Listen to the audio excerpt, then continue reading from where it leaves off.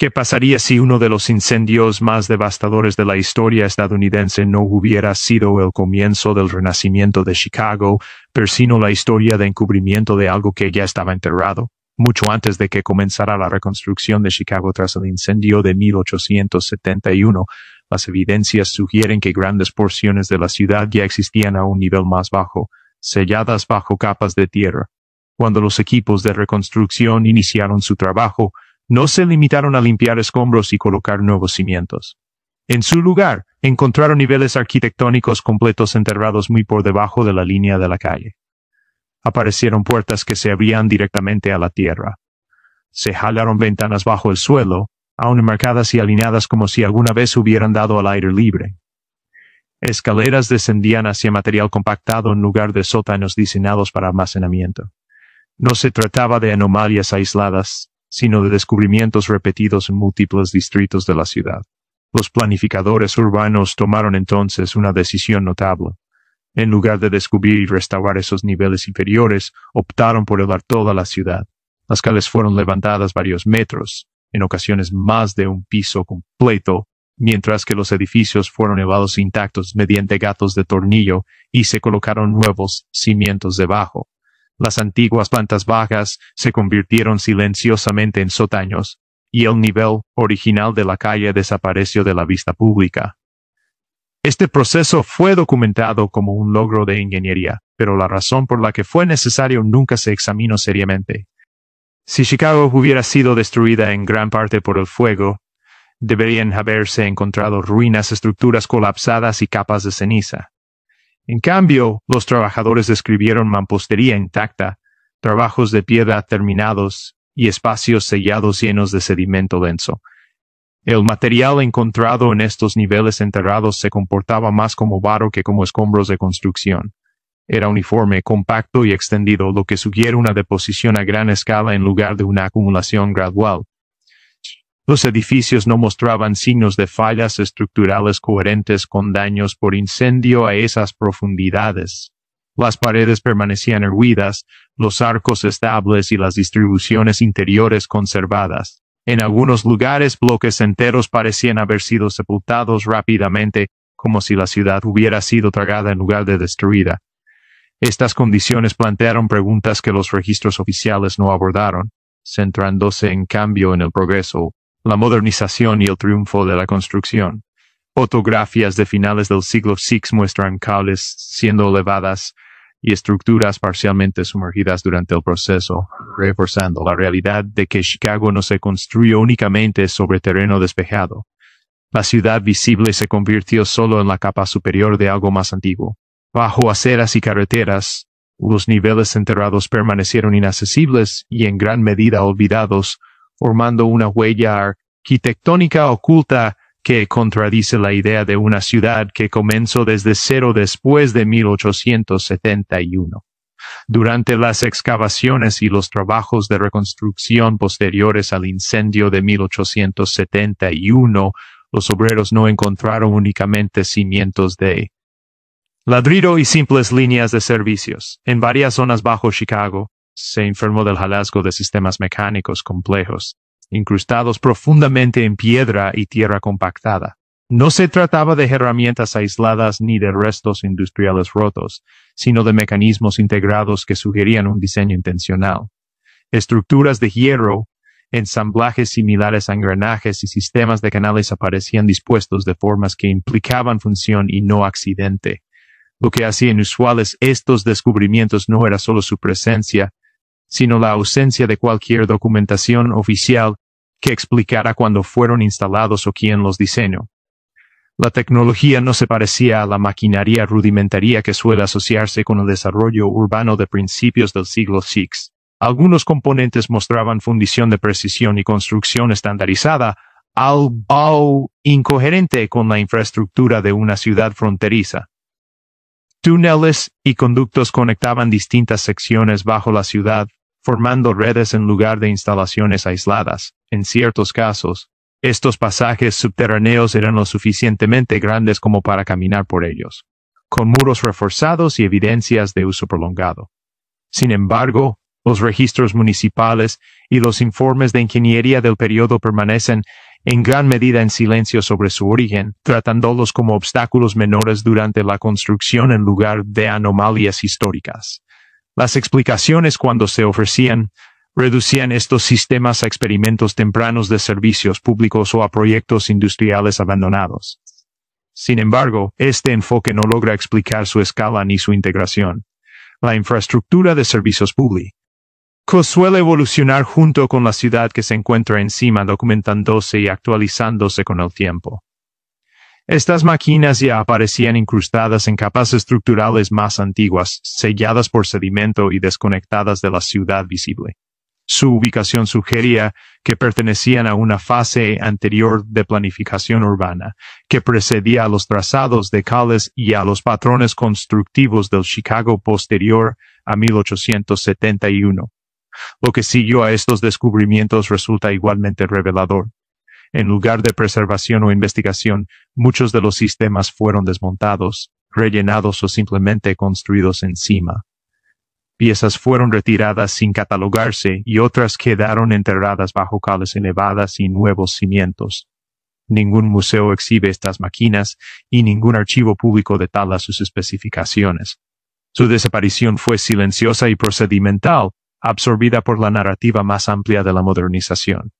La falta de curiosidad contrasta marcadamente con la importancia que tendría dicha tecnología si desafiara las cronologías establecidas. En una ciudad definida por el progreso, estos mecanismos enterrados representaban algo fuera de lugar, perteneciente a un capítulo que ya no encajaba en la historia aceptada de cómo llegó a existir Chicago. Los relatos del periodo de reconstrucción posterior a 1871 describen rápidamente un material bajo Chicago que no coincide con lo que se esperaría tras un incendio urbano masivo. En lugar de gruesas capas de ceniza, madera carbonizada y escombros colapsados, los trabajadores encontraron sedimento denso y fino llenando calles, habitaciones y niveles inferiores de edificios. Este material a menudo se describía como pesado, compacto y uniforme en amplias zonas. Se comportaba como barro que se había asentado y endurecido con el tiempo, no como desechos arrojados o acumulados lentamente por abandono. En muchos lugares, el sedimento llenaba los espacios de manera uniforme, presionando contra paredes y ventanas de un modo que sugería que había llegado en estado fluido. Si la destrucción de Chicago hubiera sido causada únicamente por el fuego, la estratigrafía bajo la ciudad lo reflejaría.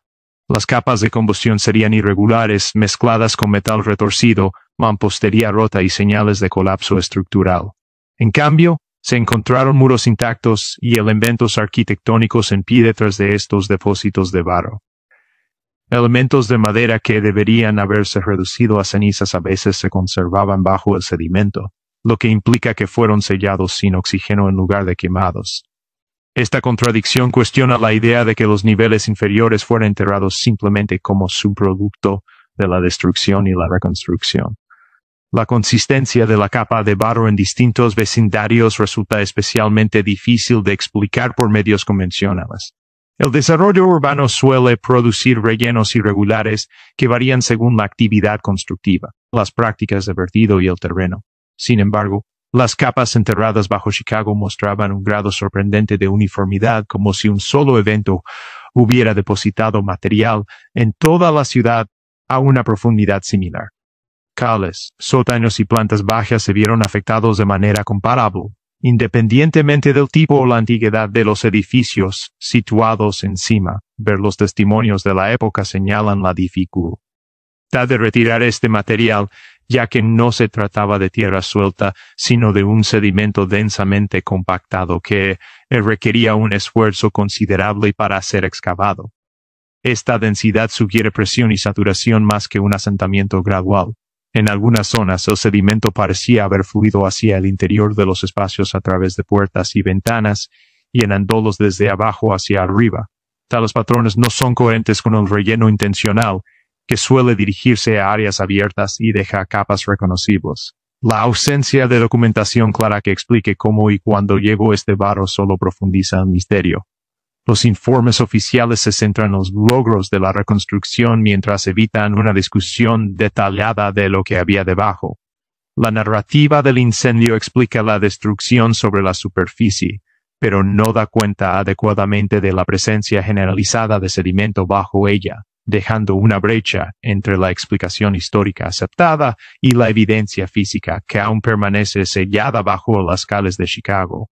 El patrón que surge de la arquitectura enterrada, las calles selladas y los sistemas no documentados sugiere que Chicago pudo no haber sido creada enteramente a través de la expansión del siglo X, sino adaptada a partir de algo que ya existía.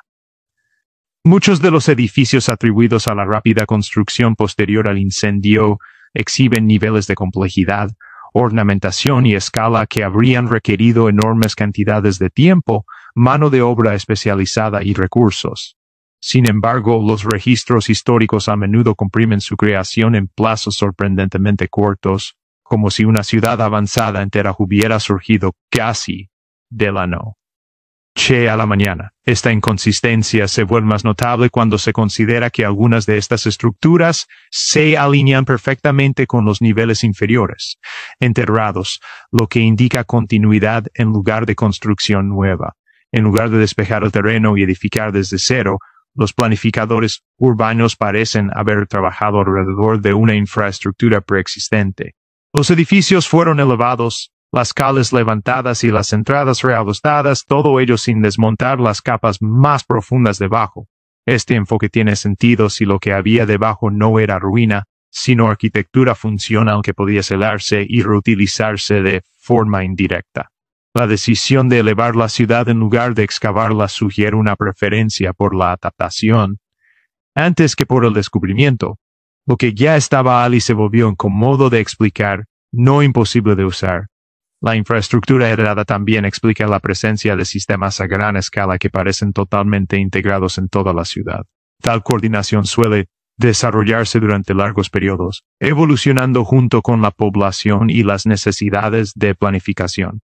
Sin embargo, las redes subterráneas de Chicago parecen preceder al crecimiento oficial de la ciudad, lo que implica que fueron diseñadas para una población y un propósito que la historia ya no reconoce. Caminos, túneles y elementos mecánicos se alinean con demasiada precisión como para ser accidentales, insinuando un trazado fundamental sobre el cual las generaciones posteriores simplemente construyeron. Esta perspectiva replantea la narrativa del progreso. En lugar de pioneros construyendo la civilización sobre tierras vacías, pudieron haber ocupado los restos de un entorno urbano anterior, modificándolo para satisfacer nuevas necesidades mientras borraban sus orígenes. Renombrar, reutilizar y volver a fechar las estructuras permitiría una transición fluida, preservando la utilidad mientras se descartaba el contexto. Con el tiempo, la ciudad visible se volvió moderna, mientras que el núcleo heredado se desvaneció en la oscuridad bajo ella. Un proceso así habría requerido control sobre la documentación y la educación, asegurando que las generaciones futuras aceptaran la cronología revisada sin cuestionamientos. Al presentar el pasado como un periodo de destrucción seguido de una reconstrucción heroica, la atención se desvió de lo que sobrevivió intacto bajo tierra. La narrativa de la gerencia fue reemplazada por una de creación incluso cuando la evidencia física permanecía incrustada en piedra y suelo. Chicago, bajo esta luz, se convierte menos en un símbolo de un repentino logro industrial y más en una ciudad estratificada, moldeada por manos que adaptaron lo que encontraron en lugar de empezar de